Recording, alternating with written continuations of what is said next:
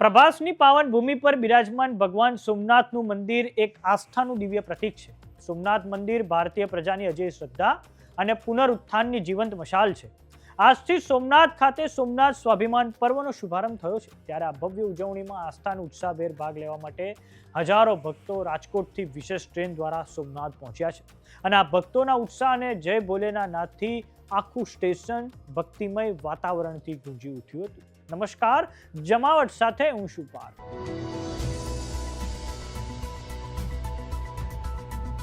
આપણી સનાતન આસ્થાના અતૂટ કેન્દ્ર ગણાતા સોમનાથ મંદિર પર મહેમૂદ ગઝનવીએ કરેલા આક્રમણને 1000 વર્ષ અને પુનઃનિર્માણના 75 વર્ષ પૂરા થયા છે.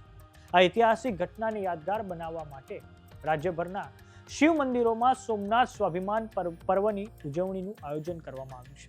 આજથી સોમનાથ સ્વાભિમાન પર્વનો શુભારંભ થયો છે, જે અંતર્ગત અમદાવાદ અને ગાંધીનગરમાં પણ સોમનાથ સ્વાભિમાન પર્વની ઉજવણી કરવામાં આવી છે. આ ઉજવણી અંતર્ગત 72 કલાક સુધી અખંડ ઓમકાર નાદના જપનું આયોજન કરવામાં આવ્યું છે. મુખ્યમંત્રી ભૂપેન્દ્ર પટેલે આજે પાટનગર ગાંધીનગરમાં શ્રી દોડેશ્વર મહાદેવ મંદિરથી દર્શન કરીને ઓમકાર નાદ જપમાં સહભાગી થયા હતા. ગાંધીનગરના મેયર મીરાબેન પટેલ, ધારાસભ્ય રીટાબેન પટેલ, અલ્પેશભાઈ ઠાકોર તથા સ્ટેન્ડિંગ કમિટીના ચેરમેન ગૌરાંગભાઈ, શહેર પ્રમુખ આશીષભાઈ દવે, જિલ્લા કલેક્ટર મેહુલ દવે, પદાધિકારીઓ તેમજ શ્રદ્ધાળુઓ આ વેળાએ ઉપસ્થિત રહ્યા હતા. તો હવે આ પ્રસંગે મુખ્યમંત્રી ભૂપેન્દ્ર પટેલની પ્રતિક્રિયા સામે આવી છે. આવો સાંભળીએ તેમણે શું કહ્યું છે. આજથી સોમનાથ સ્વાભિમાન પર્વની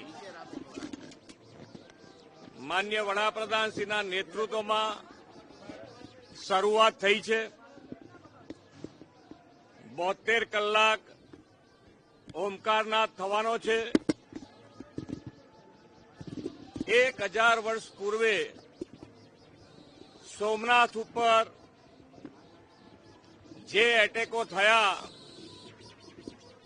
છતાં પણ આજે 1000 વર્ષ પછી પણ આપણી આસ્થા, શ્રદ્ધા, સત્યના પ્રતીક સમા સોમનાથ દાદાનું મંદિર આજે આપણી સમક્ષ ઊભું છે.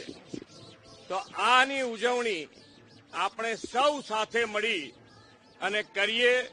માન્ય વડાપ્રધાનશ્રીએ હર હંમેશ વિકાસની સાથે આપણી અસ્મિતા, આપણું ગૌરવ, આપણું સત્ય, વિરાસતને પણ એટલું જ મહત્વ આપી અને આગળ વધ્યા છે. જ્યારે આજે આપણને બધાને આ સાતત્ય, આ શ્રદ્ધા, આ આપણી સંસ્કૃતિમાં જોડાવાનો અવસર મળ્યો છે, તો દરેકે દરેક જણ આની અંદર જોડાય. ઘરેથી પણ જોડાઈ શકે છે. ઘરે પણ ભગવાનનું નામ ઓમકાર નાદ કરીને આની અંદર જોડાય અને આપણા ગૌરવને આપણે ઉજાગર કરીએ. તો આજથી સોમનાથ સ્વાભિમાન પર્વનો શુભારંભ થયો છે, જેમાં વડાપ્રધાન નરેન્દ્ર મોદીએ સોમનાથ યાત્રાના ફોટો શેર કર્યા છે. તેમજ પીએમ મોદીએ જણાવ્યું છે કે ભારત માતાના સપૂતોનું સ્મરણ કરવાનો આ પર્વ છે. સોમનાથ મંદિરે અનેક આક્રમણ ઝીલ્યા છે. આક્રાંતા શાશ્વત આસ્થાને ડગાવી નથી શક્યા. આ અવસર રાષ્ટ્રની એકતા માટે પ્રેરણા આપે છે, જેમાં 2001માં યોજાયેલા કાર્યક્રમની ઝલક આ પછી વડાપ્રધાન નરેન્દ્ર મોદીએ શેર કરી છે. વાત કરીએ સોમનાથ સ્વાભિમાન પર્વની, તો 2026માં મહેમૂદ ગઝનવીના આક્રમણથી લઈને સદીઓ સુધી વિદેશી આક્રમણખોરોએ સોમનાથ મંદિરને લૂંટવાનો અને તોડી પાડવાનો, ખંડિત કરવાનો પ્રયત્ન કર્યો, પરંતુ દરેક વખતે ભારત વર્ષના વીરોએ પોતાનો જીવ આપીને આ આસ્થાના કેન્દ્રનું જતન અને રક્ષણ કર્યું છે. આ પર્વ અમર હમીરજી ગોહિલ અને વેગડાજી ભીલ જેવા અગણિત શહીદોના બલિદાનને અંજલિ આપવાની એક સુવર્ણ તક છે. ભક્તો માટે આ માત્ર દર્શન નથી, પરંતુ પૂર્વજોના સંઘર્ષની યાદ તાજી કરવાનો એક અવસર છે.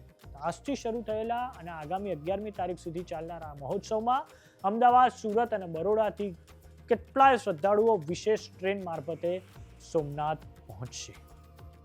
સમાચારોમાં અત્યારે બસ આટલું. જોતા રહો જમાવટ. જો તમે અમને યુટ્યુબ પર જોઈ રહ્યા તો સબસ્ક્રાઇબ કરો. જો તમે અમને ઇન્સ્ટાગ્રામ અને ફેસબુક પર જોઈ રહ્યા તો ફોલો કરો. સાથે જ અમારી વોટ્સએપ ચેનલ આવી ગઈ છે, જોઈન કરવાનું ના ભૂલતા. નમસ્કાર.